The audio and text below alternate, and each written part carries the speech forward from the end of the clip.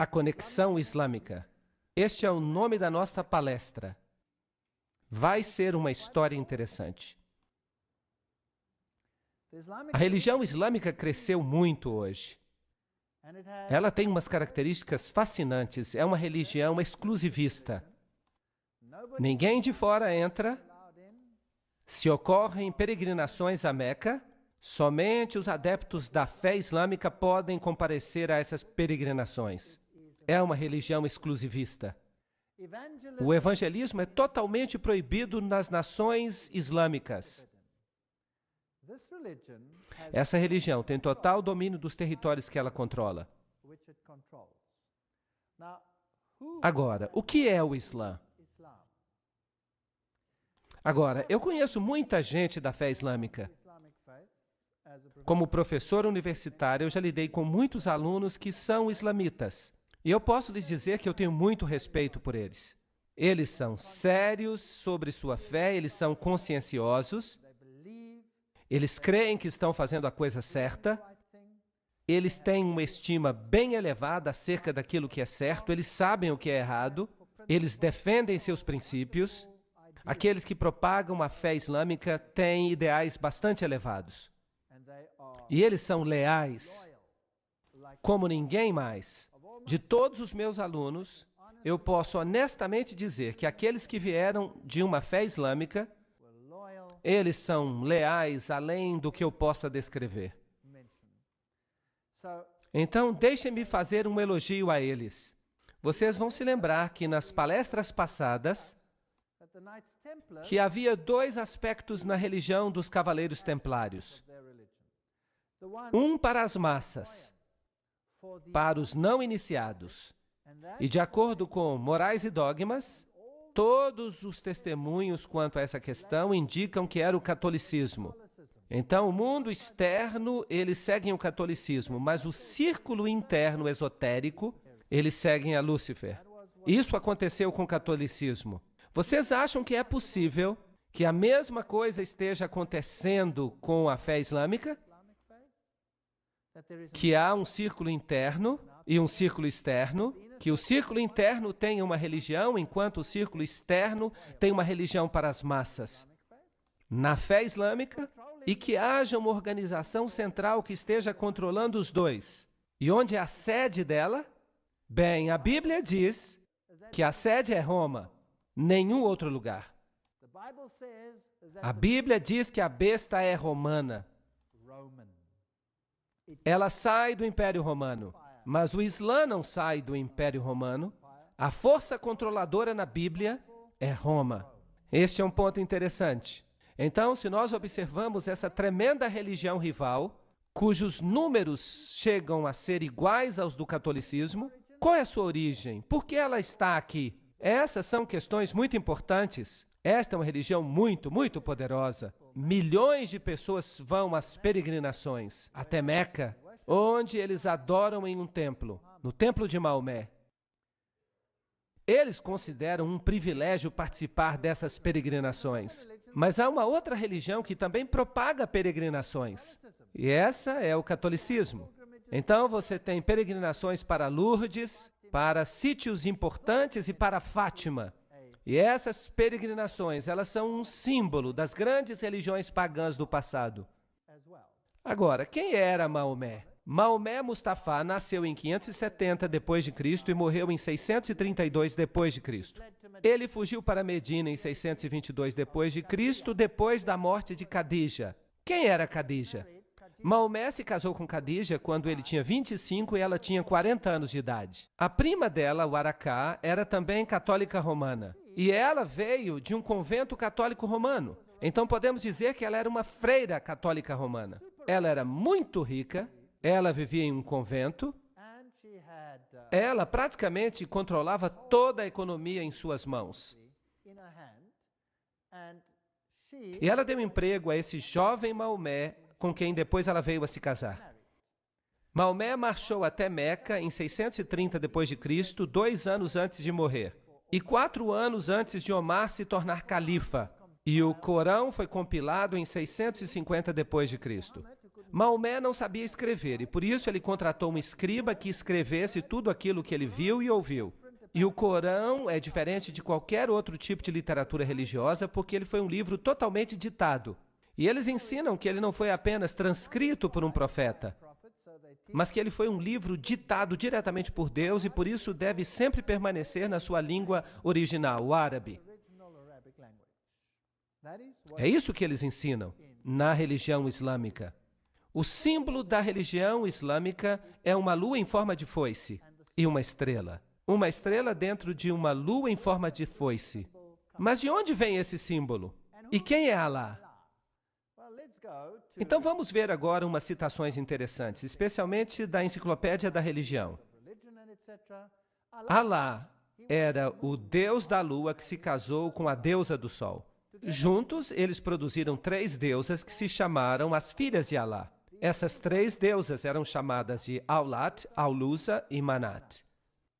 A Enciclopédia da Religião menciona que Alá é um nome pré-islâmico e corresponde ao deus babilônico Bel.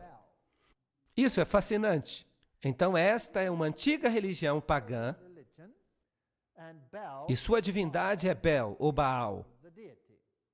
E nós lemos em Morais e Dogma, página 451, que a palavra árabe Aldebaran significa a estrela principal ou guia, e só poderia ter recebido este nome porque ela precedeu ou guiou todas as outras. O ano, então, abria com o sol em touro, e uma grande quantidade de esculturas antigas, tanto na Síria quanto no Egito, onde o touro aparece com lunetas ou chifres crescentes, e o disco do sol entre eles, são diretas alusões ao importante festival da primeira lua nova do ano. E havia por toda parte uma celebração anual do festival da primeira lua nova, quando o ano abria com sol, ou sol, e luna, ou lua, em touro. E aqui está o símbolo de touro. A combinação do crescente e do disco sempre representa a conjunção do sol com a lua. Isso significa basicamente que estamos lidando com 2 divindades, uma feminina e outra masculina. São aspectos masculino e feminino. Bem, era adorado, como se percebe aqui, a adoração da vaca celestial Mehet Veret. Aqui está o olho que tudo vê. O olho de Ciro, aqui estão os chifres, aqui está o disco. Isso tudo representava o lançamento do Deus Sol até o ventre da mãe, para que ele pudesse nascer, filho de Ísis. Então, os chifres também representam a lua em forma de foice. Na religião posterior e na própria Babilônia, aqui você tem o estilo sírio, a meia-lua, com o disco solar dentro dela, a mesma coisa aqui, num detalhe maior. Notem que aqui é Baal Haddad, o nascimento do sol. Se nós formos até a antiga Mesopotâmia, vamos descobrir que o símbolo de Baal e de Bel eram exatamente o mesmo. Uma meia-lua com uma estrela dentro, uma representação do nascimento do sol. Ísis e Osíris, os aspectos masculino e feminino. Este aqui, então, é de Astoret e Tamuz, ou Ísis e Horus, macho e fêmea. A mesma coisa nós encontramos no Egito, como já discutimos antes. Trata-se da adoração de Baal, da adoração de Lúcifer, em seu aspecto masculino e feminino. E vejam que no papado nós encontramos a mesma coisa, porque o Papa hoje é o representante da religião babilônica. Vejam que quando ele celebra a missa, ele tem um disco redondo, a hóstia, a forma circular é um símbolo de Baal, e depois da missa ele é colocado então sobre uma meia-lua. E aí você tem o nascimento do sol. Essa forma então é um simbolismo disso. Veja aqui um outro receptáculo para a hóstia. Tudo representa o nascimento do sol. Então o catolicismo usa o símbolo da meia-lua com um disco do sol dentro. Aqui está uma igreja católica na Alemanha e há um relógio muito interessante nela. Fui eu que tirei essa foto. Vejam aqui a lua e a estrela. E esta estrela específica aqui tem 8 pontas. E à medida que os ponteiros então se deslocam cada hora, tanto o ponteiro maior quanto o ponteiro menor, quando eles se intercalam, você então produz o nascimento do Deus Sol. A toda hora então acontece Baal Haddad, Baal Haddad, Baal Haddad. Em toda hora do dia. Não é interessante? Então o símbolo do catolicismo é a lua com a estrela. estão ocultos em muitos outros símbolos também. Nós encontramos o símbolo do islamismo em lugares estranhos. Vejam este carro da polícia do estado da Louisiana, ali em Nova Orleans. Vejam o símbolo islâmico nele. Até no carro do supervisor você consegue encontrar esse símbolo claramente. Isso estaria tudo muito bem, mas deixe-me levar vocês até a igreja da Senhora de Guadalupe, lá em Nova Orleans. Aqui está o símbolo na frente do altar. Aqui está uma caverna típica onde eles colocam Maria.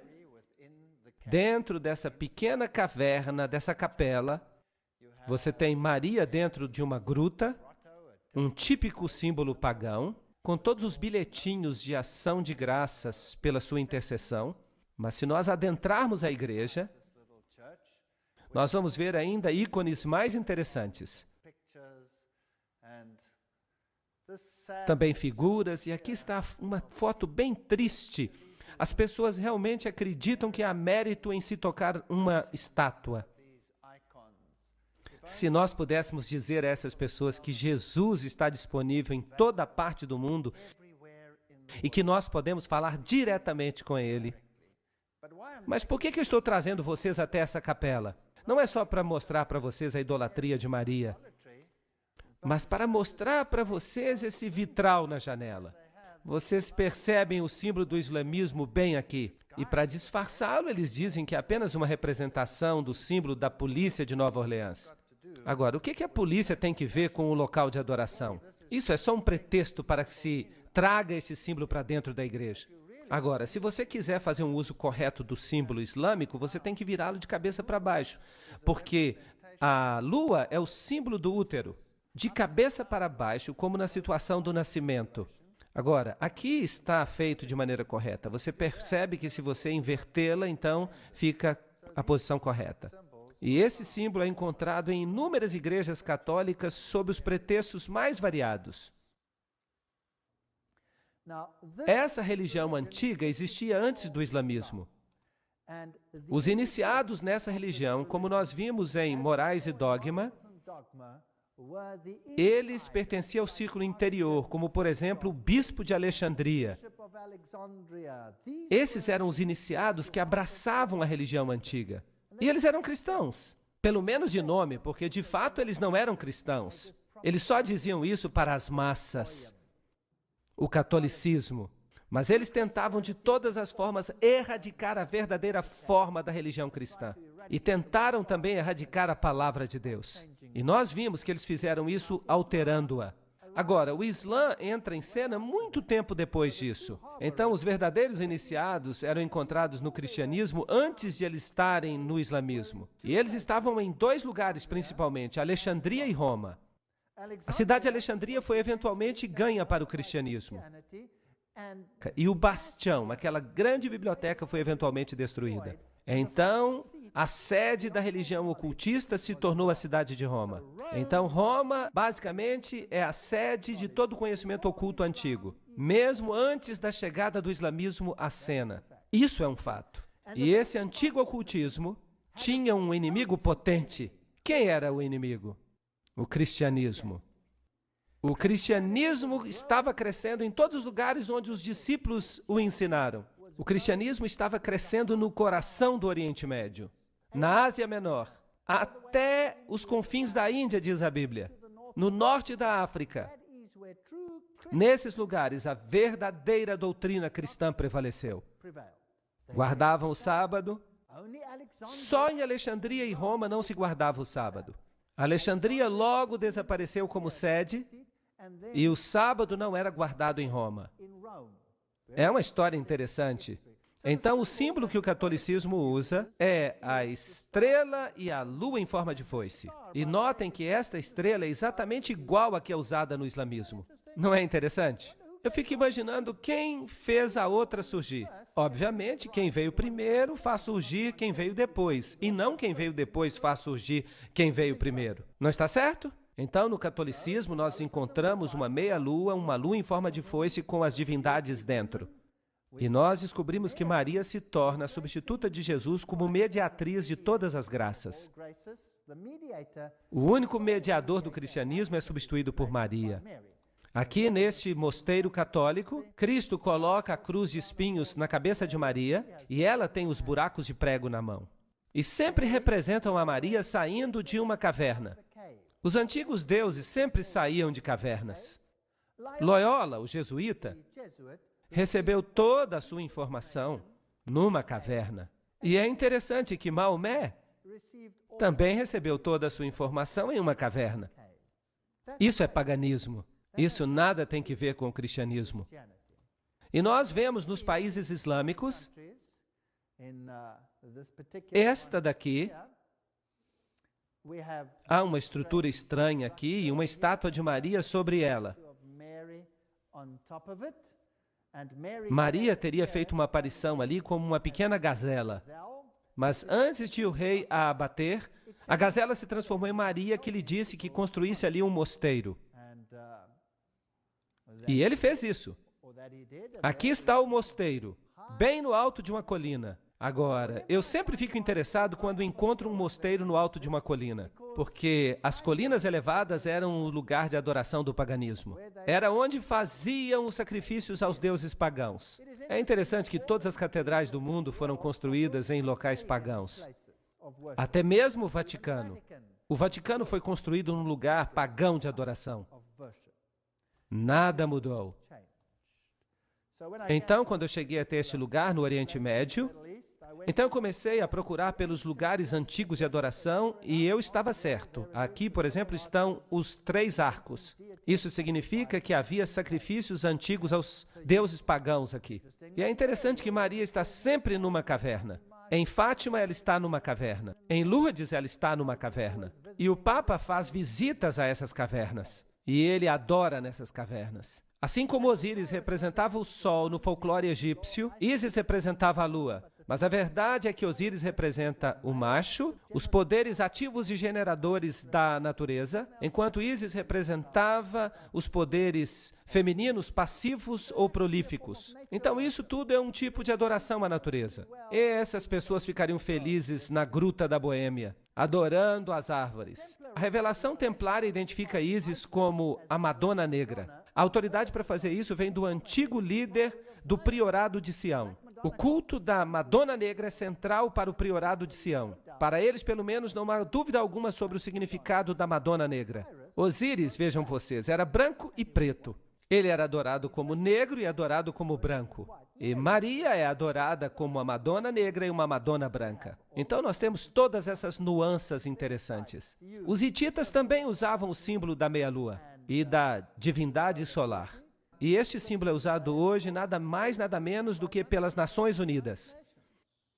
Vamos fazer uma viagem até um país islâmico hoje. Aqui está uma catedral católica em Amman. E eu estou tirando uma foto dessa catedral católica dentro de uma mesquita. E eu estou dentro da mesquita tirando uma foto dessa catedral católica que fica bem em frente dela.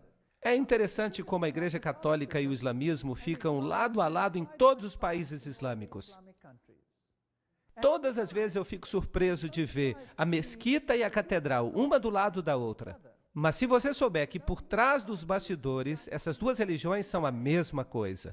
Então, se eu observo esse simbolismo, do lado de fora da Catedral Católica, eu tenho o símbolo do sol. É o símbolo da adoração ao sol.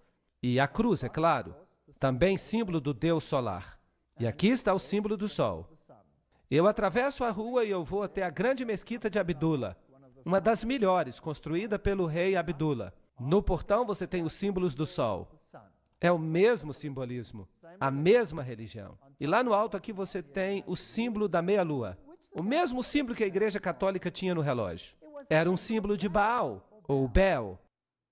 Dentro da mesquita, claro, não há bancos, porque no islamismo você se ajoelha no chão, você se prostra ali. E se você observar essa cúpula gigantesca, você percebe os raios do sol. É um edifício magnífico. As roupas islâmicas, você pode olhar para as velhas freiras católicas e vocês vão perceber que as roupas são idênticas. As freiras católicas usam a mesma roupa que as mulheres islâmicas usam, aquelas que pertencem à fé ortodoxa. Aqui está a grande mesquita de Damasco, fascinante. Dentro da mesquita Lá dentro há este altar. E aqui está um homem islamita orando neste altar. Para quem que ele está orando? Será que é para Alá? Não. Ele está adorando uma relíquia dos mortos. Porque este é o altar de ninguém mais nem menos do que João Batista. Agora, se você sabe alguma coisa a respeito dos joanitas, e nós já falamos deles, se você escuta o nome João, você pensa no joanismo e você pensa nas sociedades secretas. Tudo isso misturado nos bastidores. Eles alegam que aqui está a cabeça de João Batista. Então, neste altar islâmico, em Damasco, é a mesquita mais velha e mais ilustre do mundo. Aliás, naquele país, e eles dizem que ali está a cabeça de João Batista, mas felizmente a Igreja Católica tem uma igreja que diz que tem o braço de João Batista. Eu fico dizendo que eles deviam se combinar para formar o corpo de João Batista de novo. Por trás dos bastidores, tudo é a mesma coisa. Dentro da mesquita, as mulheres, elas não são muito importantes. Elas ficam relegadas aos lados, os homens ficam no centro. Estão orando ali com uma espécie de terço, e no catolicismo você também usa o terço. Você usa o rosário. O islamismo é uma religião muito solene. Alguns dos sons dessa grande mesquita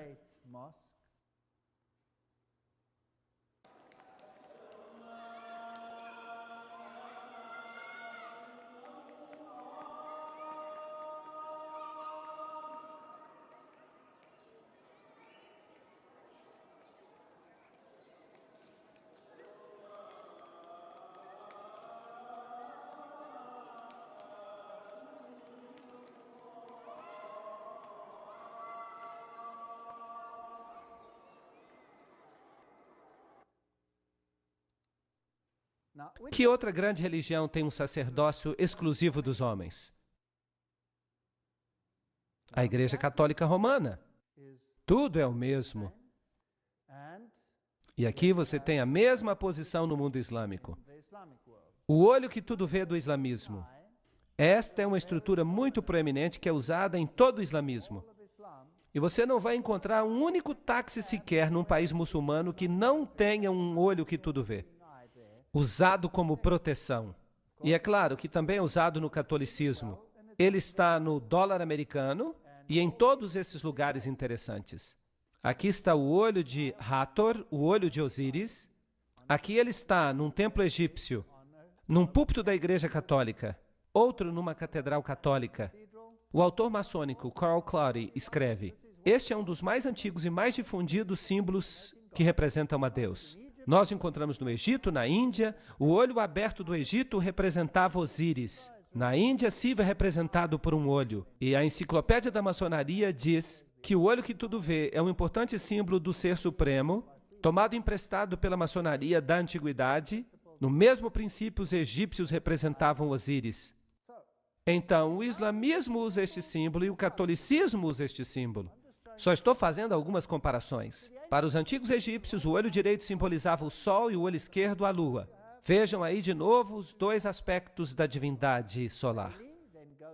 E Bailey, então, menciona que o olho de Deus é Shiva, ou Siva, o destruidor. Lembre-se que Shiva é o deus hindu equivalente a Osíris. Shiva é também sinônimo de Satanás. Será que é possível que as duas religiões, no seu ciclo interior, adoram o mesmo Lúcifer, mas que a massa externa não saiba nada sobre isso? Mas quem é Baal? De acordo com a enciclopédia da maçonaria, quando os israelitas faziam uma de suas apostasias periódicas para a idolatria, Baal parece ter sido um dos seus ídolos favoritos. Em Tiro, Baal era o sol e Astarote a lua. Então nós temos toda a evidência que eles sabiam bem o que estavam fazendo. Não há nenhuma contradição aqui, pois Sete é o demônio egípcio e Shiva é o deus hindu da destruição. Os dois nomes, Sete e Shiva, são listados na Bíblia satânica como outro nome de Satanás. E Helena Petrovna Blavatsky afirma: agora temos que lembrar que Siva, Shiva, o Baal palestino, Moloque e Saturno são idênticos.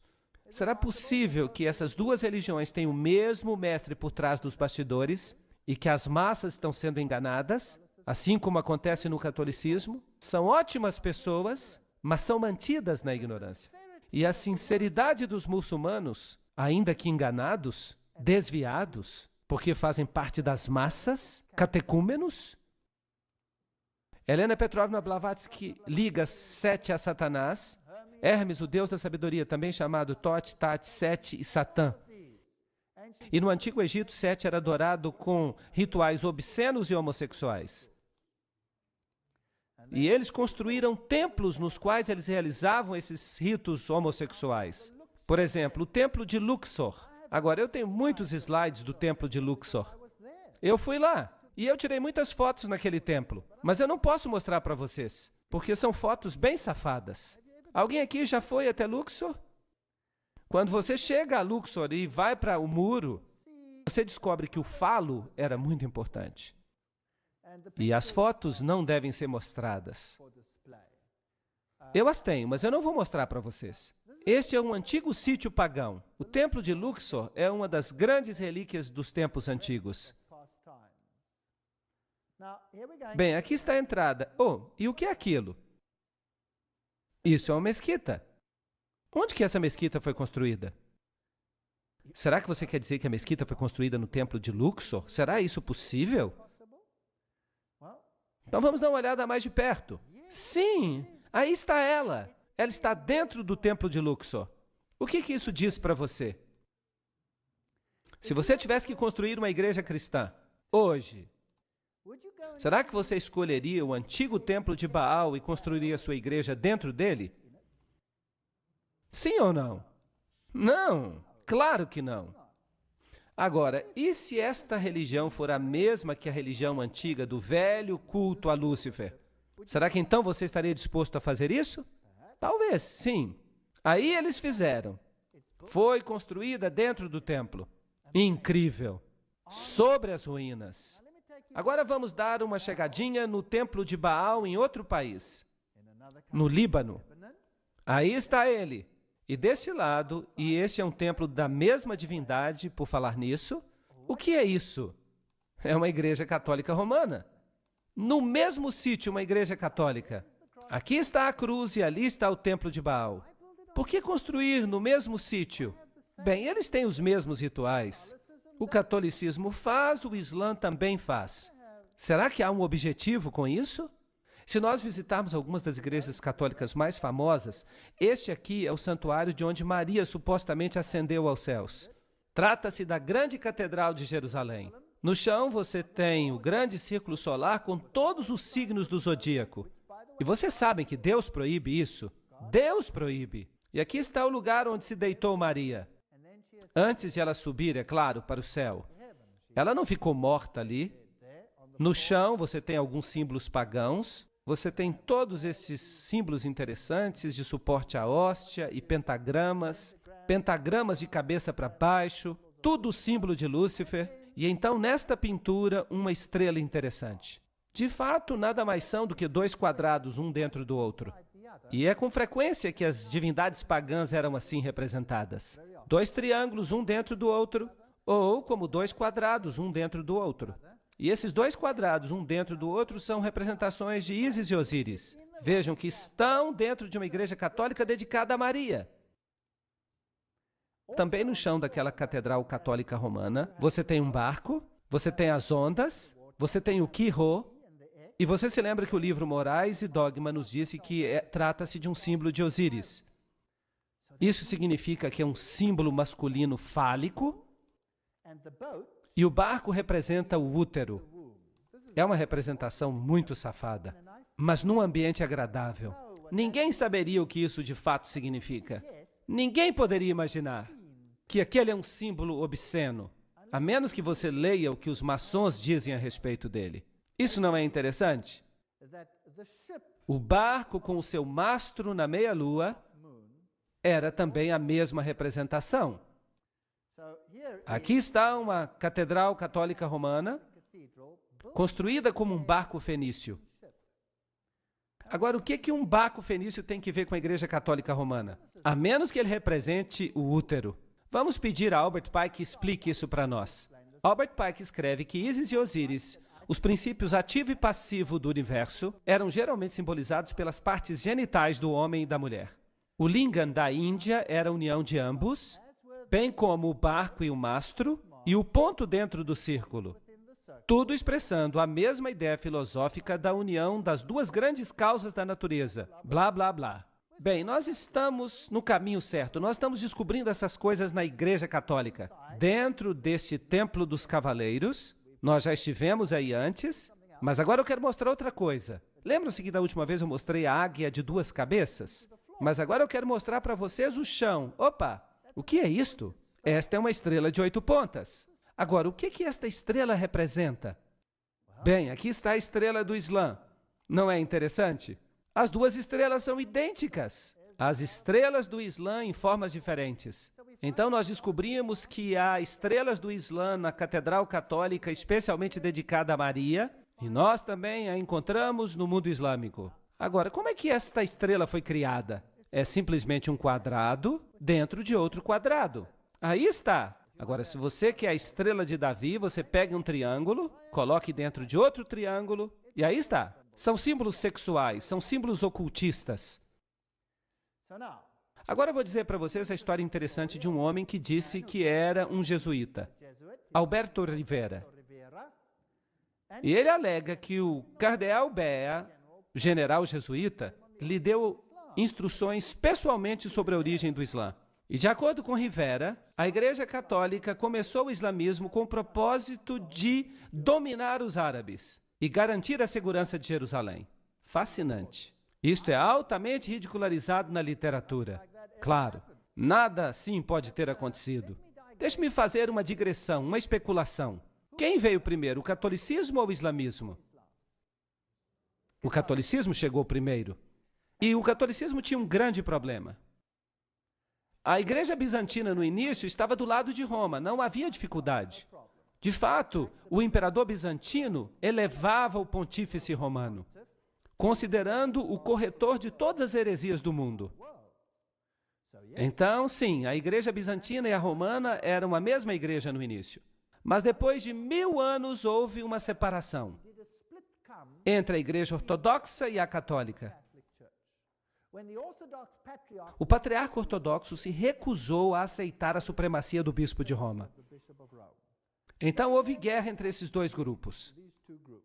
E essa guerra continuou até depois da Revolução Russa. Mas agora a Igreja Ortodoxa começa a dizer, nós nos desculpamos. Desculpe. Então isso foi resolvido. Mas nos primeiros séculos do domínio católico, qual foi o grande problema do catolicismo? Quem era o problema? Os verdadeiros cristãos. Os verdadeiros cristãos, porque o cristianismo tinha se espalhado no Oriente Médio. Não seria bom se estes supostos cristãos de Roma pudessem conseguir uma organização que erradicasse o cristianismo, substituindo por uma outra forma da sua própria religião, fundando uma organização. E eles são bons nisso. Quem foi que os jesuítas criaram? A maçonaria, para fazer sua obra. E eles então banem a maçonaria para que, se alguma coisa acontecesse, eles podiam dizer, bem, não fomos nós, foi a maçonaria. Ou então eles põem a culpa nos judeus. Não somos nós que governamos o mundo, são os judeus. É o sionismo, mas de fato é o catolicismo. Agora, se o mundo ocultista quer obter o controle e o mundo ocultista controla Roma, por que não ficar tudo sob o controle do ocultismo? Não seria interessante? Eu só estou especulando. Eu não posso provar isso. Eu só estou dizendo o que Rivera disse, mas infelizmente ninguém deu crédito a ele. Então vamos olhar o que está acontecendo. Fátima é um lugar muito interessante, porque no passado o islamismo controlou a Espanha e Portugal. E aqui está o Papa em frente da estátua de Fátima. E vejam que aqui está o Templo de Fátima. O membro do Vaticano, Dr. Malaquias Martin, disse que, baseado numa mensagem de Maria numa visita pessoal, o Papa João Paulo acredita que chegará o dia quando o coração do islamismo, já afinado com as figuras de Cristo e da mãe de Cristo, Maria, receberá a iluminação. Iluminação, eu gosto dessas palavras. Elas têm um som agradável que ele precisa, uma segunda Fátima, na qual eles o reconhecerão como o vigário de Deus na terra. Então, quem precisa ser reconhecido como o vigário de Deus? O Papa deve ser reconhecido como vigário de Deus. Então, com os companheiros de viagem, como a Igreja da Inglaterra, a Igreja Episcopal e outras semelhantes, o Papa poderá ser adorado como o Pai Santo e Infalível por mais da metade da população mundial. Eu gostaria de corrigi-lo. Toda a população mundial. Mas isso está além do que eu quero dizer. Agora, o islamismo primitivo, qual foi a área que ele ocupou? Esta área. Quem governava esta região? Quem a governava? Apenas o cristianismo. Antes da chegada do islamismo, aí estava o cristianismo. Mas então o islamismo passou a dominar essa região. E então, por volta de 750 depois de Cristo, o islamismo progrediu e tomou conta de toda essa região, inclusive da Espanha. Isto é fascinante. A Espanha e toda a região da Ásia Menor. Tudo controlado pelo Islã. Vocês sabiam quem governava a Espanha? Eram os visigodos. E os visigodos tinham um evangelho diferente do católico. Eles estavam mais alinhados com os ostrogodos, que de fato guardavam o sábado. Eram povos problemáticos que de alguma forma precisavam ser anulados, nem que fosse por um período de tempo. Eu estou especulando. 900 depois de Cristo. Ali vão eles para o norte da Espanha. Ali estavam os francos, que apoiavam muito o catolicismo. E vagarosamente o Islã começou a chegar. E toda essa região passou a ser controlada pelo Islã. 1100 depois de Cristo, eles já estão aqui no sul da Espanha. E vocês sabem que o sul da Espanha é mais independente do que o norte. Houve batalhas tremendas nessa região da Espanha. E então eles ganharam domínio sobre esta região. E em 1500 depois de Cristo, eles então saem da Espanha. E o Império Romano Ocidental se torna totalmente católico. Agora é católico. E Roma controla o mundo católico. E o Islã controla esta região. Aqui está a distribuição atual do islamismo. Há duas seitas, o Sunni e o Shia, e eles controlam áreas vastas. Uma área enorme. Mas inicialmente, onde os cristãos estavam, hoje você pode dizer que é tudo islamita. Há uma história interessante que se conta que as penas vermelhas vêm do fato de que eles as mergulharam no sangue dos cristãos. Eu não quero especular. Eu não sei se isso é verdade ou não. Eu não quero ficar especulando. Mas é interessante.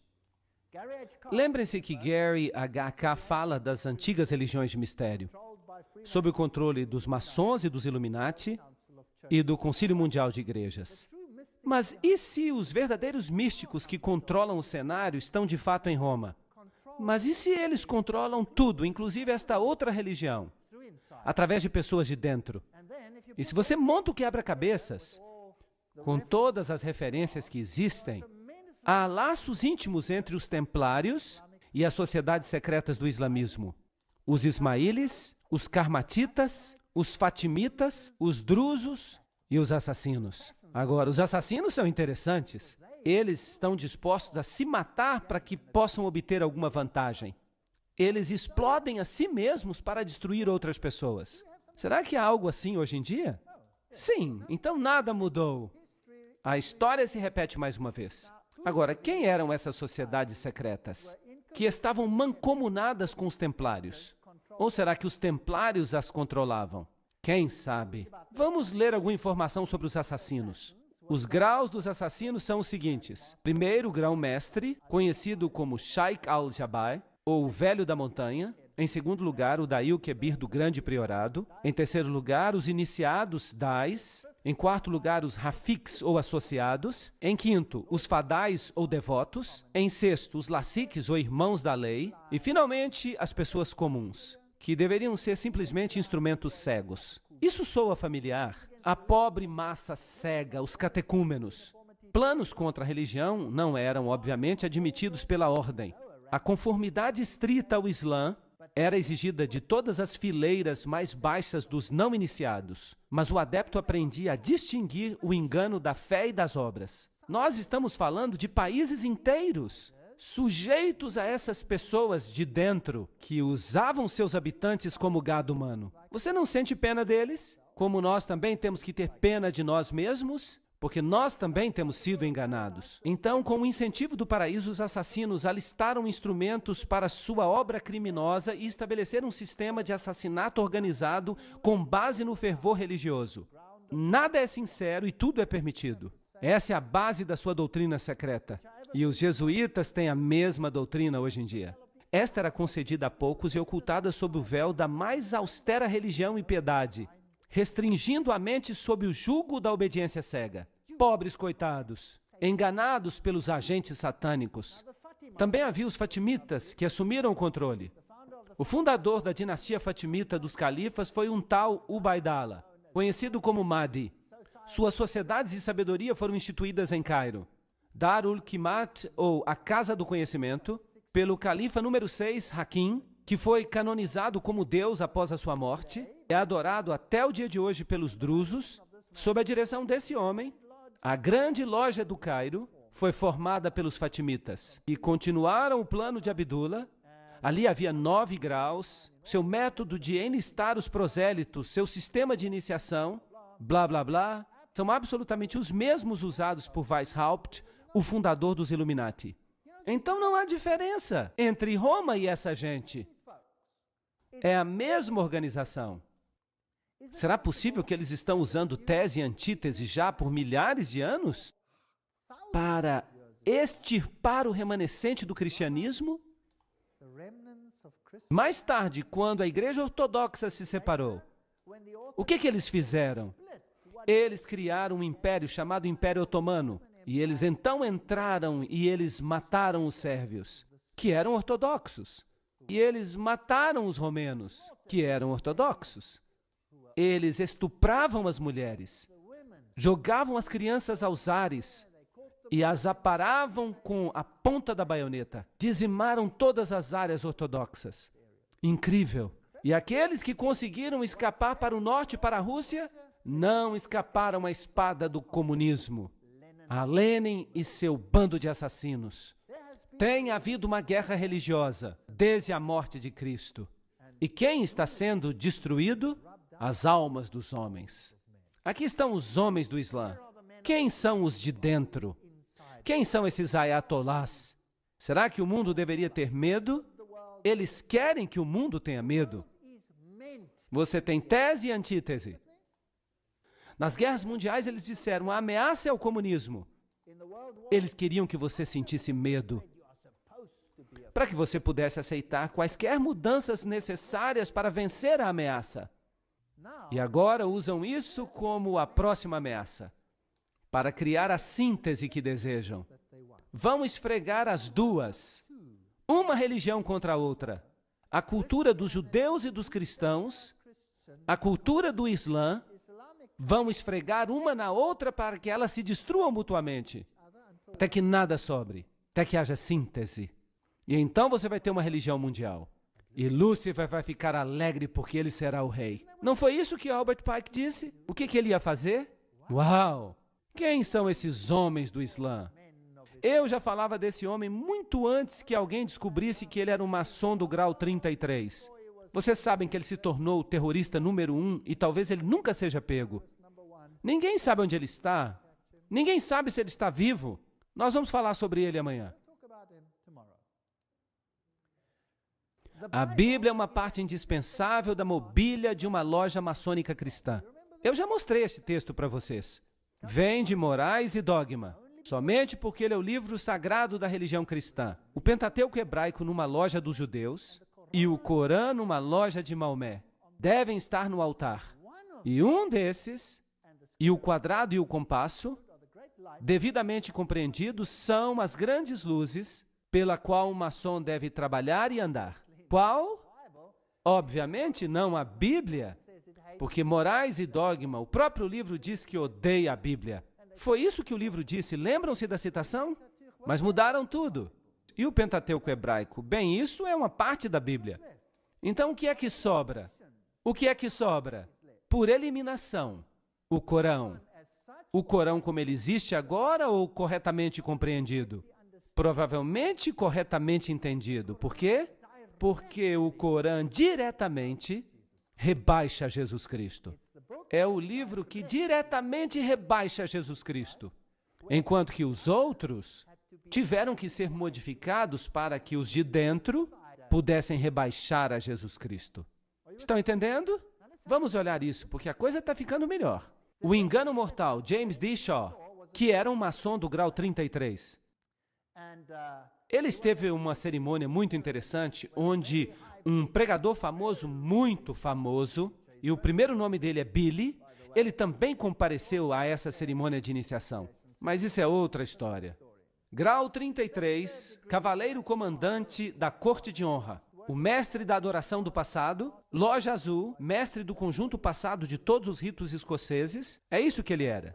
E ele explica alguns dos rituais. O engano mortal, de James D. Shaw, a cerimônia de iniciação ao grau 33. O juramento é selado ao se beber vinho dentro de um crânio humano. Que este vinho que eu agora bebo se torne um veneno mortal para mim, como a cicuta bebida por Sócrates, se algum dia de minha vontade eu violar este voto. Um membro vestido de esqueleto coloca seus braços ao redor do candidato, que então declara: e que esses braços frios para sempre me envolvam, se algum dia de minha própria vontade eu violar este voto. Aí está a cerimônia de iniciação do grau 33. Mas há uma outra. Cada um de nós recebeu, juntamente com o anel do rito escocês, a cópia do livro de Albert Pike, Morais e Dogma. Você só recebe isso quando você entra para o grau 33. Eles nos disseram que este livro era a fonte da maçonaria e seu significado. Eles também nos disseram que ele jamais deveria sair de nossas mãos e de que arranjos deveriam ser feitos para que, no momento da nossa morte, ele fosse devolvido ao rito escocês. Felizmente, eu não tive que passar por este processo, mas eu tenho um livro destes.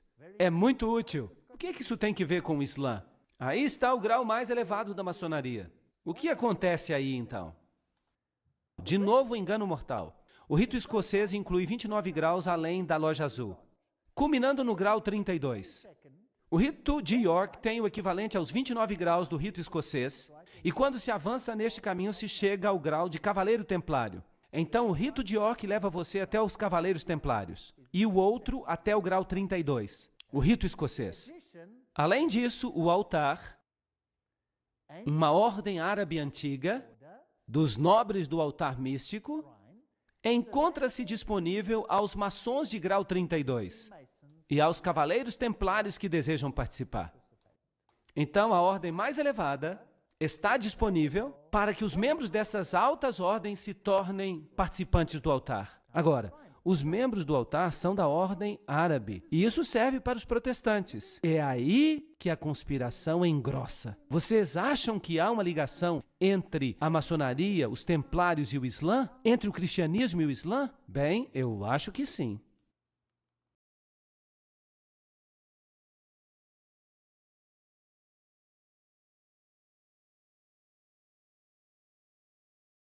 A antiga ordem árabe dos nobres do altar místico, o altar, o exército de demonstração da maçonaria, é uma instituição bastante conspícua.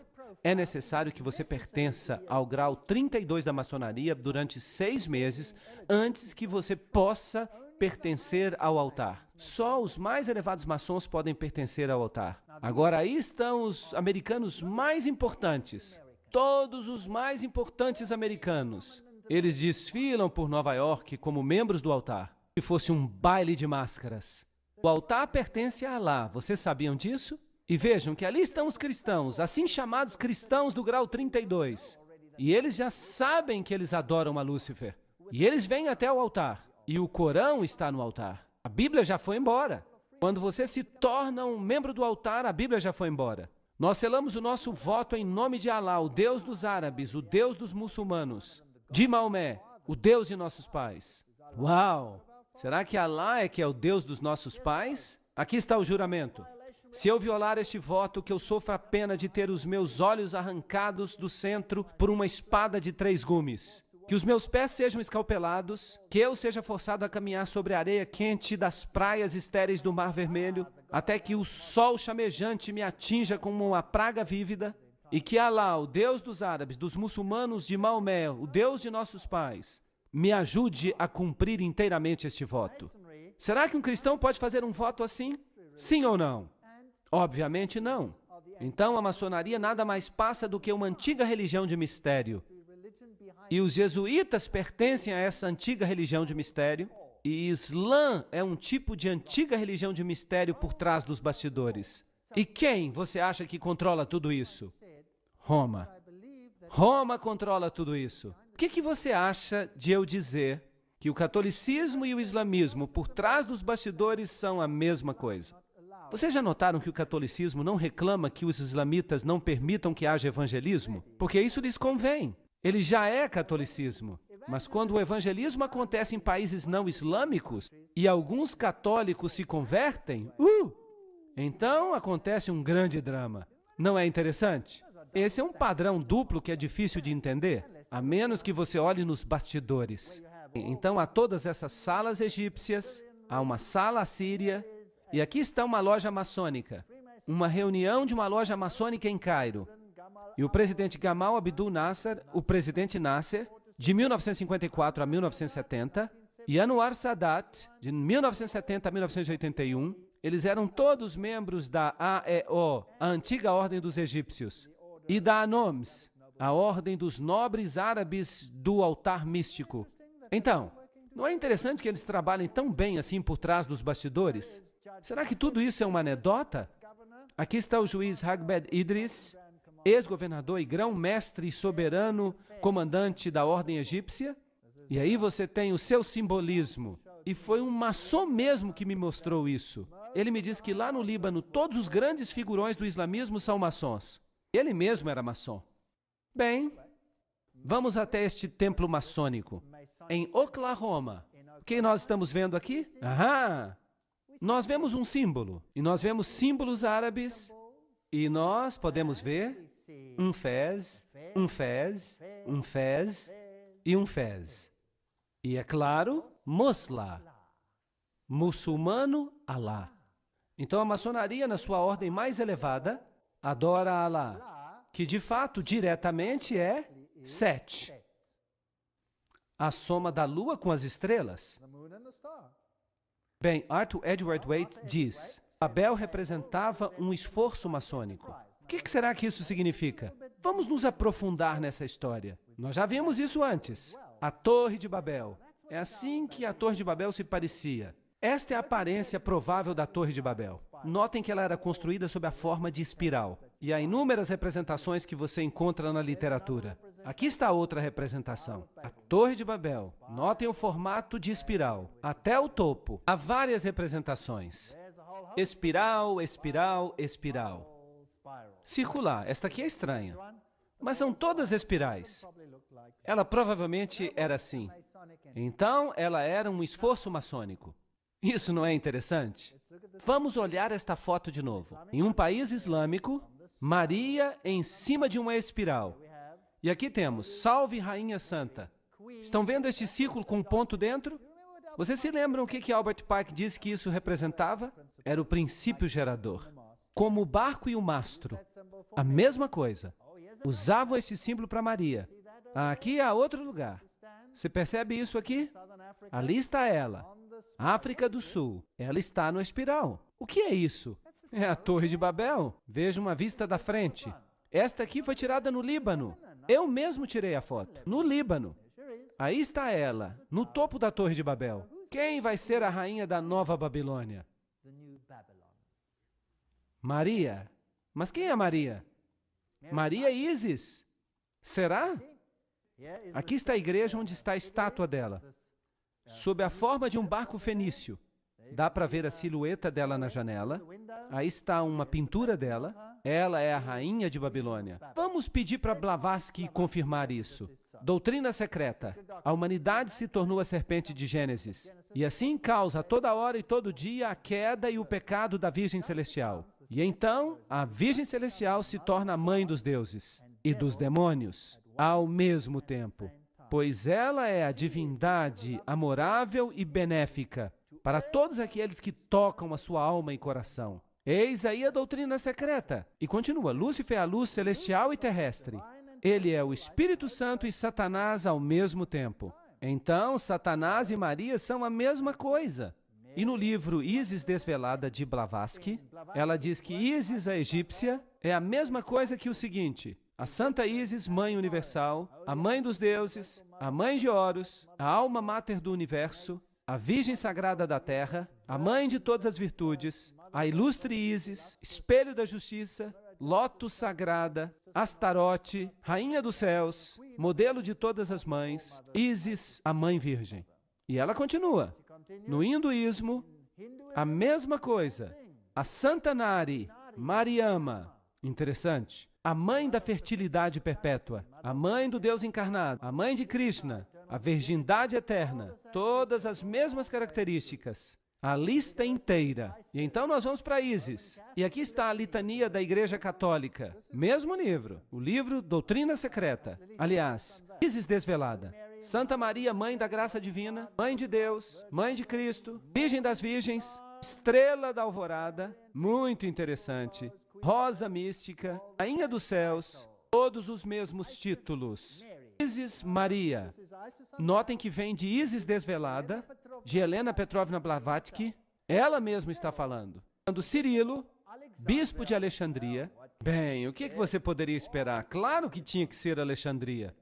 Abertamente abraçou a causa de Ísis, a deusa egípcia, e a antropomorfizou para se tornar Maria, a mãe de Deus. E a controvérsia trinitariana tinha acontecido. Naquele momento, a doutrina egípcia da emanação do Deus criativo, de Emeft, começou a ser torturada de milhares de modos, até que os concílios concordaram com a adoção dela como ela agora se encontra. Aí está, o bispo de Alexandria transformou Ísis em Maria. Então é o mesmo velho culto.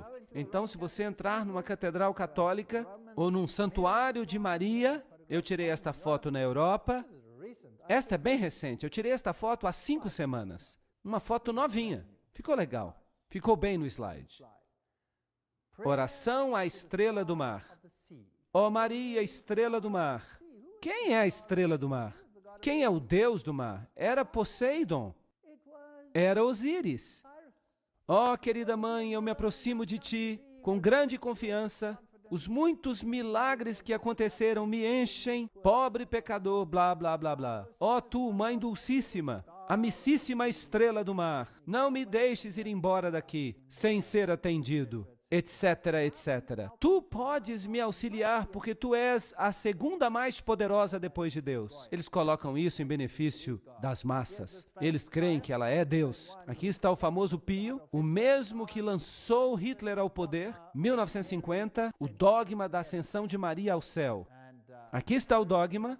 Nós declaramos que a benditíssima Virgem Maria, no primeiro momento da sua concepção, foi pela graça única e privilégio de Deus, em vista dos méritos de Jesus Cristo, Salvador da raça humana, preservada, intacta de qualquer mancha do pecado original. Esta doutrina é muito importante, porque agora Jesus tem os seus méritos por causa da sua mãe, e não por causa do seu pai. Lembrem-se disso. Jesus tem as feições de sua mãe. Será que eu consigo colocar esta sentença na sua cabeça? Jesus tem as feições de sua mãe. É isso que esta doutrina ensina. E eu vou mostrar para vocês os pregadores protestantes dizendo a mesma coisa. Interessante. Aqui está a revista Focus. Maria soll Göttin werden. Maria deve se tornar deusa. Claro que abertamente a Igreja Católica não permitiria que Maria fosse chamada de deusa. Weiblich Gottheit. Mulher deusa? Absolutamente. Por que não? Milhões de católicos americanos querem fazer de Maria uma deusa. O cardeal John O'Connor e o Papa João Paulo II, um grande mariólatra, não se opõem a essa ideia. Aí está, Maria é Deus. Claro que ela é Deus para os iniciados. Porque Helena Blavatsky disse o quê? Que ela é Lúcifer. Ela é Lúcifer. Muito bem. É por isso que a versão King James diz em Gênesis 3,15: E eu porei inimizade entre ti e a mulher, e entre a tua semente e a semente dela. Ele ferirá a tua cabeça e tu ferirás o calcanhar dele. Nem a Bíblia Padrão Revista ousou mudar isso. Gênesis 3,15: Porém inimizade entre ti e a mulher, e entre a tua semente e a semente dela. Ele ferirá a tua cabeça e tu ferirás o calcanhar dele. Mas os católicos não gostam do texto assim. E a Dwight Himes, que é a Bíblia Jesuíta Online, diz: eu porei inimizades entre ti e a mulher, entre a tua semente e a semente dela. Ela ferirá a tua cabeça, e tu espreitarás o calcanhar dela. Agora é Maria que esmaga, não é mais Jesus. Eles mudaram. Aqui está a fotografia de uma aparição de Maria em Zaitun, no Egito. Então os muçulmanos viram isso. E aqui está um livro fascinante. A rainha de Roma, a rainha do Islã, a rainha de todos. Será que estamos falando da mesma religião? Vamos dar uma olhada. Vamos dar uma olhada nesta página católica da internet. Hearts Are. A doutrina católica romana com respeito a Maria. Esta é a doutrina deles, não sou eu falando. A única, santa, católica e apostólica igreja, dirigida pelo bispo de Roma, sucessor de Pedro I Papa, sempre venerou a Santíssima Virgem Maria, inclusive a sua impecaminosidade. Pois a igreja segue a Escritura, especialmente o Novo Testamento, que ela mesma compilou tão perfeitamente quanto ela segue a sua tradição. Pois eis que todas as gerações hão de me chamar de bendita.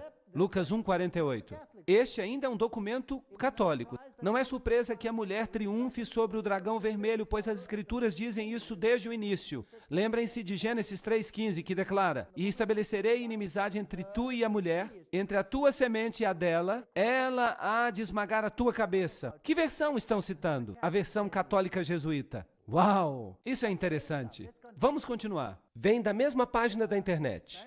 A Mary, a mulher das Escrituras e mãe dos homens, que guarda os mandamentos de Deus e mantém a verdade com respeito a Jesus. Essa declaração é interessante. Nós vamos fazer uma comparação mais tarde que vai ser muito divertida. A ela a igreja aplica as lindas palavras de sabedoria. Ela, o brilho que radia da luz eterna. Ela, o espelho inconspurcado da majestade de Deus. Porque Maria é cheia de graça. A igreja, através do Papa Pio IX, declarou-a como concebida de forma imaculada, sem pecado. Isso é muito importante. Maria passou a ser considerada Imaculada Conceição como resultado de suas aparições em Lourdes em 1858. Ela é imaculada, então Jesus é sem pecado por causa dela, não por causa de Deus, por causa dela. A Imaculada Conceição, ou melhor, o Coração Imaculado, Enciclopédia Católica, livro 6, página 965. Ela declara que coração, no sentido bíblico, significa pessoa interior. Portanto, a Igreja Católica diz que os bispos unidos deveriam consagrar o mundo ao seu coração imaculado. O mundo inteiro deve ser consagrado ao coração imaculado. Isso é fascinante. Vamos ler mais. Sua importância excepcional foi confirmada, além disso, pela aparição de Maria em Fátima. Agora temos uma ligação interessante. Vocês já viram o inferno. Então, nós chegamos àquelas visões, nós já discutimos as visões do inferno. A Rússia, então, seria consagrada. E João Paulo II, ela não mencionou o nome dele, mas dizem que é ele quem vai sofrer, e ele é o terceiro, e que todo mundo será dedicado ao seu coração imaculado. E Maria, então, declara em Fátima que a Rússia se converterá. E o resumo da história é que o mundo será salvo pelos filhos de Maria, aqueles que se devotaram ao seu coração imaculado. Isso é muito fascinante. Vamos ler um artigo dessa mesma página da internet, uma página da Igreja Católica. E o seu autor é o famoso bispo Fulton Sheen. Vamos tentar descobrir alguma coisa ali. O artigo se chama Maria e os Muçulmanos e é encontrado no relatório Mizensenti, páginas 1 a 3, da Fundação do Cardeal Mizensenti, que considera o assunto excepcionalmente importante. E o bom bispo diz: o Corão, que é a Bíblia dos muçulmanos, tem muitas passagens que falam sobre a bendita Virgem. Em primeiro lugar, o Corão acredita em sua concepção imaculada e também no seu nascimento virginal. O seu nascimento virginal. Notem bem, o seu nascimento virginal. Vocês perceberam isso? Ela foi concebida imaculadamente e a mãe de Maria era estéril. Quem se tornou, portanto, o Salvador? Uma contrafação de Jesus Cristo. Esta aqui. Isso é uma afronta. O terceiro capítulo do Corão coloca a história da família de Maria em uma genealogia que volta até Abraão, Noé e Adão. Quando alguém compara a descrição do Corão do nascimento de Maria com o Evangelho apócrifo, quem é que diz que os evangelhos apócrifos devem ser aceitos como canônicos? Quem diz isso? O Vaticano disse isso no Concílio de Trento. Nesse evangelho, fica-se tentado a crer que Maomé dependeu muito de seu nascimento. Vocês sabem que Maomé era casado com uma freira católica? Toda a família dela era católica. E ele recebeu a sua doutrina diretamente do abismo sem fim. Não é isso que a Bíblia diz? E essa doutrina começou a se espalhar. E usaram o Islã primeiramente para neutralizar o cristianismo, e então o espalharam ainda mais tarde para se livrar dos inimigos de Cristo, para se livrar dos seguidores de Cristo, e então para se livrar de todos os inimigos de Roma. Os dois livros descrevem a velhice e a indubitável esterilidade da mãe de Maria. Isso não é fascinante? José perguntou como ela havia concebido a Jesus sem pai. E Maria respondeu: você não sabe que quando Deus criou o trigo, ele não teve necessidade de semente? O Corão tem versos sobre a anunciação, sobre a visitação, a natividade. Anjos são representados como acompanhando a bendita mãe e dizendo: ó Maria, Deus te escolheu e te purificou e te elegeu acima de todas as mulheres da terra. Percebem as ligações? Quem criou quem? Será que o catolicismo criou o Islã ou quem sabe o Islã criou o catolicismo? Não pode ser, porque o catolicismo existia antes do Islã. A mesma doutrina. Há uma defesa tão forte da virgindade de Maria aqui no Corão, que o quarto livro atribuiu a condenação dos judeus à sua calúnia monstruosa contra a Virgem Maria. E agora fica melhor ainda. Então, o bispo diz, as duas maiores religiões do mundo creem na fervorosa devoção a Maria e consideram as suas virtudes em alta estima. Os muçulmanos e os católicos compõem cerca de 2 bilhões de pessoas juntos. Eles estão no controle. Tudo de que eles necessitavam era da Igreja Ortodoxa, e agora eles já a têm. E é também verdadeiro que inúmeros protestantes consideram Maria com grande favor. É melhor desistir da religião, pessoal, se você quer fazer parte do clube. Ou então, nós veremos. A grande Madre Teresa declarou este ponto quando ela resumiu a questão nas seguintes palavras, simples e diretas: sem Maria não há Jesus. Uau! Ok. O reconhecimento da concepção imaculada pelo mundo fará com que haja uma relação mais íntima entre as grandes denominações cristãs, católicos e ortodoxos, e também entre o cristianismo e o Islã. Que tipo de síntese eles querem? A união das religiões. O que a maçonaria ensina? Jesus, o filho de José, o Senhor, o Messias e seus apóstolos, e depois destes Maomé,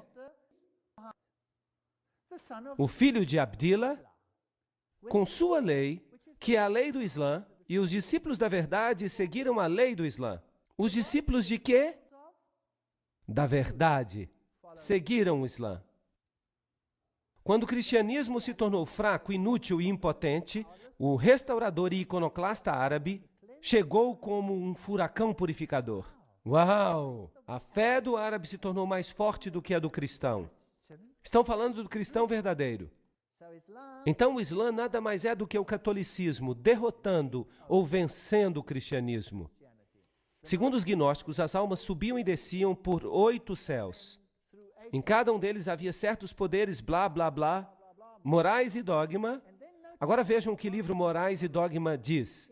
Na doutrina antiga, certos gênios tinham uma função de conduzir as almas aos corpos destinados a recebê-las. Vocês já ouviram falar do gênio da garrafa? Às 1001 noites, alguém esfregando a garrafa e, aqui vem o gênio. Quem são esses gênios? Notem que os maçons falam de gênios. Isso é interessante. Eu gosto muito de trabalhar de detetive. Platão fala de um gênio familiar. Vocês já ouviram uma palavra gênio? A palavra gênio vem do latim genii. Agora, os gênios são o meio de comunicação entre o homem e os deuses. Entenderam? É isso que Morais e Dogma, a maçonaria, diz. Os gênios fazem a comunicação entre os homens e os deuses. O Jesus Cristo do Islã é também diferente do Jesus Cristo da Bíblia. E eu vou lhes dizer por quê, daqui a pouco. Em 1 João 2:22, quem é mentiroso senão aquele que nega que Jesus é o Cristo? Ele é o anticristo, quem quer que negue o Pai e o Filho. Nós já vimos que os eruditos católicos mudaram a Bíblia. Eles removeram a Jesus da posição de único Salvador. Vamos avançar, vamos ler do Corão. Vai ficar ainda mais interessante. Aqui está o Corão, Salman Rushdie. Vocês se lembram dele? Ele escreveu versos satânicos. Há alguns versos muito estranhos neste livro. Uau! A cabeça dele estava cheia de ideias malucas. Ele disse, pelo menos 2 antigos eruditos muçulmanos, Ibn Saad e um historiador persa anônimo, relataram a lenda que explica a origem de um grupo de versos aparentemente contraditórios no Corão, os assim chamados versos satânicos. No Surah 53, 19 a 20 está escrito, você já pensou em Aulat, Al-Uzza e o terceiro Manat, a outra deusa? Essas são divindades femininas. Lembram-se? A outra deusa, aparentemente Satanás interferiu aqui na transmissão das palavras santas a Maomé e o enganou a que ele pensasse que se podia orar aquelas duas. Mais tarde ele conseguiu corrigir, mas a semente foi plantada. E pelo arcanjo Gabriel, aqui já é a versão corrigida. Mas essa é a história. Agora vamos ver o Corão. Este é o Corão, com texto árabe e transliteração nas letras romanas por M. Abdul Halim. Este é o Corão Internacional. Isso não é um livro sobre o Corão. Este é, de fato, o Corão. Eu tenho. E essa é uma explicação dada pelos principais estudiosos do próprio Corão. Esta é a versão internacional usada nas Nações Unidas. Vamos ver o que ela diz. Vitalizar o humanismo. O Islã é a mensagem do Corão. É uma religião perfeita e prática da igualdade, liberdade e fraternidade. Onde você já ouviu essas palavras antes? Revolução Francesa. Submissão ao Ser Supremo. O Islã também insiste na unidade fundamental de todas as religiões reveladas na origem. Esse é o mesmo ensinamento da maçonaria. E eles então têm uma seção intitulada Com os Espíritos. Tem sempre havido uma classe, geralmente chamada de racionalistas, que inclui principalmente os filósofos e os cientistas que duvidam, sim, negam a existência da associação, ou seja, de se falar com os espíritos. Enquanto, por outro lado, aqueles geralmente chamados de espíritas, que incluem principalmente os santos, os sábios, os médiuns, eles têm certeza dos espíritos e da experiência espiritual. De vez em quando, muita fraude é praticada em nome do espiritismo, mas o Corão afirma a realidade de que uma aproximação entre os dois velhos partidos já está à vista. O Corão, então, diz que o espiritismo é permitido, mas o que a Bíblia diz? Que é satânico, fique longe disso. Anjos.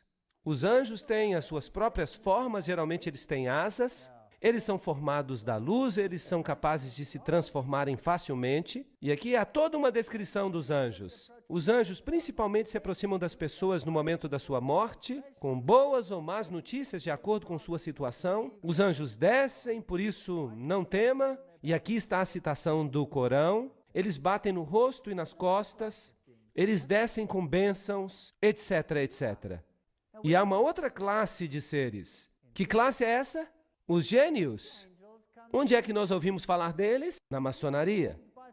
Perto dos anjos encontram-se os gênios, que são formados do fogo. Os mais conhecidos, Iblis ou Satanás. Está escrito assim no Corão. O cabeça desta criação. Eles tiveram contato íntimo com o profeta Salomão. Em outras palavras, Satanás é o cabeça dos gênios. E então os gênios são pessoas como Platão e outros. E então há os demônios. Esses são os vilões. Então, os gênios não são maus. E Satanás é o seu chefe. Não é interessante? Está no Corão. No Corão parece que os homens são superiores aos anjos e aos gênios. Eles seriam quase perfeitos. E eles falam então em períodos de 6 dias, e eles ensinam que nós existimos através da evolução. Agora vamos ver a doutrina de Jesus Cristo. Nós vamos ler sobre Cristo na Bíblia e no Corão. Mas o Corão diz, Cristo foi de fato salvo da indignidade da cruz. Cristo nunca morreu na cruz. É isso que o Corão ensina. Quem mais ensina isso? O Espiritismo.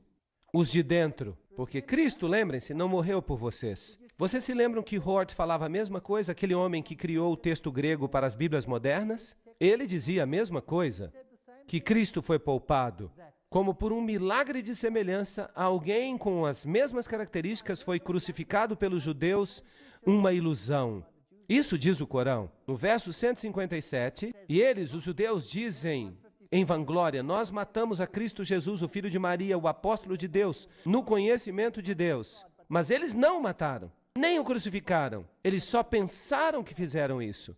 E aqueles que diferem e estão cheios de dúvidas, com nenhum conhecimento certo, mas somente com conjecturas a seguir. Mas com certeza eles não o mataram. O que isso nos diz? Jesus não morreu por você. Este é um ensinamento secreto satânico. Verso 158. Sim, Deus o resgatou para si mesmo, e Deus é poderoso e sábio. E não há ninguém do povo do livro que não deve crer nisso antes da sua morte. Então o Corão está diretamente contra Jesus Cristo, e os de dentro das doutrinas do mundo ocidental estão também diretamente contrários a Jesus Cristo, e também os jesuítas. Enquanto os judeus dizem que mataram a Cristo na cruz, é um ponto cardeal da fé para as igrejas cristãs ortodoxas que foi Jesus que entregou a sua vida na cruz. Ele foi enterrado após a crucifixão, e no terceiro dia ele ressurgiu, blá blá blá, ele se encontrou com os discípulos, e ele foi então levado corporeamente para o céu. De fato, esta é a crença que forma a base da doutrina teológica do sacrifício com sangue, da expiação vicária pelos pecados, que contudo está perdendo a sua força com a idade moderna, uma época de ação e retribuição. Esta não é a mesma coisa que Hort disse? Sim ou não? Há uma diferença entre os teólogos católicos e o Islã? Sim ou não? Não há diferença alguma. Quem está controlando a quem? O Corão diz que Deus se aborrece, vejam esta explicação, e Deus se aborrece se alguém crê que Cristo é o próprio Deus. Cristo nem mesmo é o Filho de Deus, mas um apóstolo como qualquer outro. O mesmo ódio contra Jesus Cristo se percebe aqui, como nós já vimos que ele existia entre os teólogos dos jesuítas, como já vimos que os teólogos jesuítas revelavam. Esta é uma citação muito interessante do livro Missionário do Lar. Eu gosto desta citação. O Salvador disse: aquele que crê no Filho tem a vida eterna. E aquele que não crê no Filho não verá a vida, mas a ira de Deus está sobre ele. Ele diz de novo: e esta é a vida eterna, que eles te conheçam a ti, o único Deus verdadeiro, e a Jesus Cristo, a quem tu enviaste. Os muçulmanos têm conversos em muitas terras, e seus advogados negam a divindade de Cristo. Deve essa fé ser propagada? Os advogados da verdade deixarão de manifestar intenso zelo para corrigir o erro e ensinar aos homens a pré-existência do único Salvador do mundo? O que eu estou tentando fazer é demonstrar o meu zelo intenso para corrigir o erro e para mostrar a vocês a mentira. Oh, o que nós precisamos é de homens que esquadrinharão e crerão na palavra de Deus e que apresentarão a Jesus ao mundo em sua natureza divina e humana, declarando com poder e na demonstração do Espírito de que não há nenhum nome sob o céu dado entre os homens pelo qual possamos ser salvos. Oh, como nós precisamos de crentes que apresentarão a Cristo em vida e caráter, que o apresentarão diante do mundo como o brilho da glória do Pai, proclamando que Deus é amor. Eu falei com um imã muçulmano. Ele havia se convertido ao cristianismo. E eu disse a ele: meu amigo, qual a diferença que você encontrou entre o Alá em que você cria antes e Jesus Cristo? E ele disse: a única diferença entre os dois é, pois Deus amou o mundo de tal maneira que Ele deu o seu Filho unigênito, para quem quer que creia, não pereça. Esta é a diferença. Alá é um Deus de guerra, um Deus de retribuição, um Deus que envia o seu povo à destruição, prometendo a eles virgens celestiais na vida após a morte, dando-lhes alegria no céu, mas um inferno na terra, e também um inferno no céu para todas as mulheres. E Jesus Cristo diz: todos somos iguais diante de Deus. Ninguém tem o direito de impor um caráter sobre as pessoas. Somos todos agentes livres diante de Jesus Cristo. Sim, está escrito: mulheres, submetei a vossos maridos. como no Senhor. Maridos, amai vossas esposas, como o Senhor ama a sua igreja. O meu Jesus é o meu marido numa alegoria. Ele nunca me forçou a fazer nada. Nunca Jesus me forçou a fazer qualquer coisa. Tudo que eu faço por Jesus, eu faço porque quero. Se eu quiser dizer a Ele, adeus, vou embora. Será que Ele vai me impedir? Será que um raio vai cair sobre mim e c'est fini? Não. Jesus é o ser mais fantástico do universo. Ele lhe concede total liberdade de escolha. Permite que você se decida por Ele ou contra Ele. Tudo que Ele tem em sua defesa é: quando eu for levantado, eu atrairei a todos os homens para mim. O amor é o caráter de Deus. E o amor é a única coisa que pode triunfar. De outro modo, nós teremos um inferno perpétuo. Alguém uma vez me perguntou, eu não vou dizer quem foi, mas me perguntaram, e se o outro lado ganhar? Você vai passar para o outro lado? Que pergunta estranha.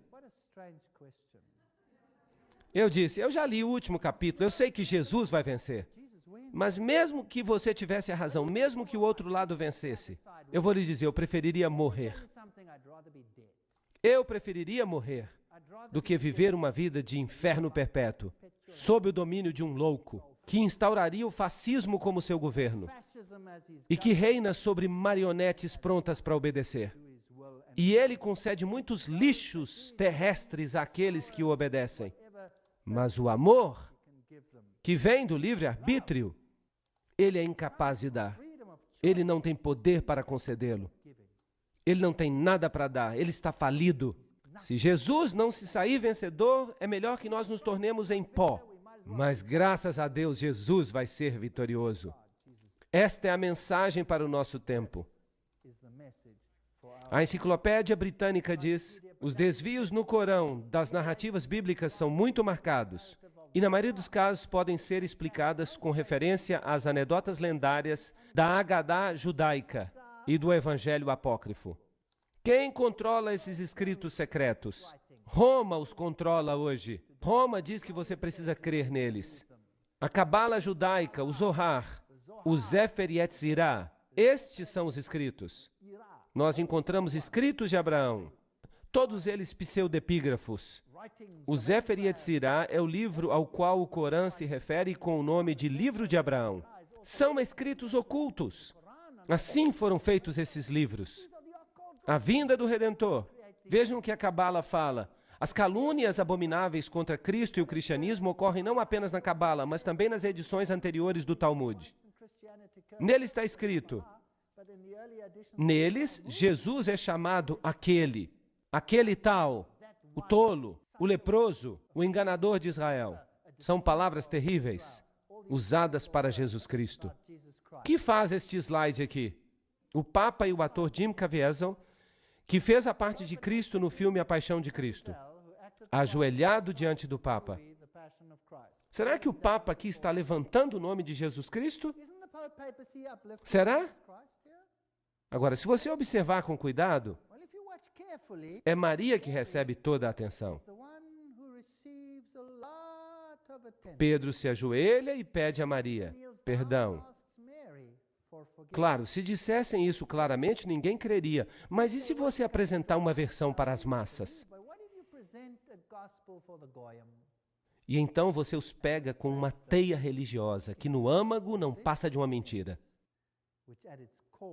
E o pobre Islã? Acontece a mesma coisa. Do lado de fora se ensina o Islã com as exigências mais rigorosas que essas pobres pessoas precisam cumprir a cada dia.